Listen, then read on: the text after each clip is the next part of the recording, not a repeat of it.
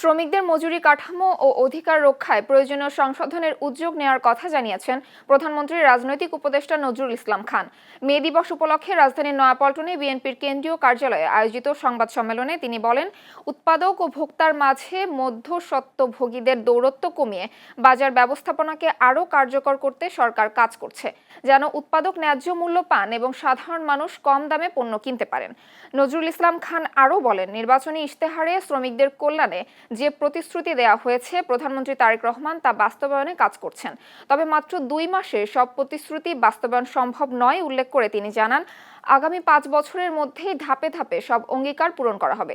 এ সময় BNP senior যুগ্ম মহাসচিব রুহুল কবির রিজভী বলেন, ফ্যাসিবাদ বিরোধী আন্দোলনের নেতৃত্ব দিয়ে প্রধানমন্ত্রী তারেক রহমান এখন দল মত নির্বিশেষে একজন অবিসংবাদিত নেতা হিসেবে প্রতিষ্ঠিত হয়েছেন। মে দিবস যেমন অধিকার প্রতিষ্ঠা কীভাবে করতে হয় সেই সংগ্রামের একটি প্রেরণা, এবং যারা হাসতে হাসতে সেদিন জীবন দিয়েছেন শ্রমিক নেতারা, সেই ন্যায়ের জন্য, সত্যের জন্য নিজের জীবনকে যে উৎসর্গ করা যায়, করতে পারে, সেটারও একটা বড় দৃষ্টান্ত হচ্ছে মে দিবসের সেদিনের যে আত্মদান শ্রমিক নেতাদের। মাত্র 2 মাস হয়েছে সরকার ক্ষমতায়। আমরা আশা করি না যে এই 2 মাস যথেষ্ট তাদের প্রতিশ্রুতি পালনের জন্য, কিন্তু আমরা এটা আশা করি যে আগামী 5 বছরের মধ্যে নিশ্চয়ই যেসব প্রতিশ্রুতি দেওয়া হয়েছে তার অনেকাংশেই পূর্ণ করা হবে।